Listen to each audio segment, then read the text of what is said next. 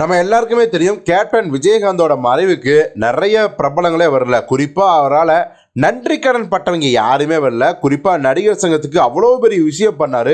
கடனில் மூழ்கி இருந்த நடிகர் சங்கத்துக்கு பார்த்தீங்கன்னா யாரும் கேட்பாரற்று ஆதரவு இல்லாமல் இருந்த அந்த நடிகர் சங்கத்துக்கு ஒரு மிகப்பெரிய ஒரு உதவி செஞ்சார். என்னன்னா அந்த நடிகர் சங்கத்தையே மீட்டெடுத்தார். ஸோ அவ்வளோ பெரிய ரிஸ்க் எடுத்து ரஜினி கமல் மாதிரியான மிகப்பெரிய நட்சத்திரங்களை கூட்டிகிட்டு போய் சிங்கப்பூர் மலேசியாவில் அந்த கலை நிகழ்ச்சிகள் நடத்தி எல்லாத்துக்கும் தானே பொறுப்பேற்று மிகப்பெரிய ரிஸ்க் எடுத்து அதன் மூலம் அந்த வருமானத்தை வச்சு நடிகர் சங்க கட்டணத்தை அடைச்சாரு.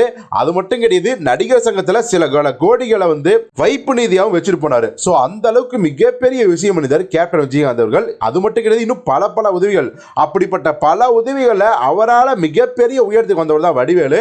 அவருக்கும் விஜயகாந்துக்குமான பஞ்சாயத்தை பற்றி நாம எல்லாருக்குமே தெரியும், பேசி முடிச்சாச்சு. ஆனால் கடைசி வரைக்கும் அவர் இறுதி அஞ்சலி செலுத்த வரவே இல்லை. வந்தா அடிப்பாங்க, சரி பரவாயில்ல, அது கூட பரவாயில்ல.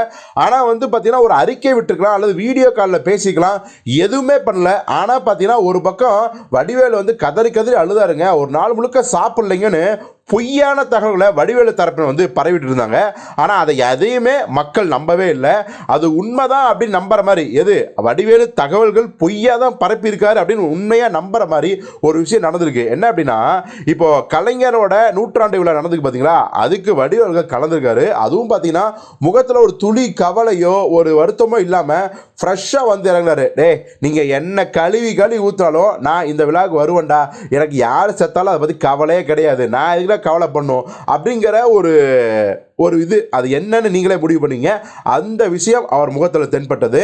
ஸோ அவர் வந்த உடனே ரசிகர்கள் சோசியல் மீடியா முழுக்க அவரை கழி ஊற்ற ஆரம்பித்தாங்க. கேப்டனோட இறுதி விழாவுக்கு நீங்கள் வரவே இல்லை, இறுதி மரியாதை செலுத்த நீங்கள் வரவே இல்லை. ஸோ அப்படி இருக்கும்போது இதுக்கு வரீங்க என்ன ஆளோ அப்படின்ட்டு கண்ட மேனிக்கு அவரை விமர்சனம் செய்ய ஆரம்பித்தாங்க, குற்றச்சாட்ட ஆரம்பித்தாங்க. ஆனால் வடிவேலு அதை பற்றி துளியும் கவலைப்பட மாட்டார் அப்படிங்கிறதும் நமக்கு தெரியும். ஸோ வடிவேலோட இந்த நினப்பு என்னத்தை காட்டுது, அவர் இந்த அளவுக்கு ஏன் மாறிட்டாரு அப்படிங்கிறத நீங்களே கமெண்ட்ல சொல்லுங்க.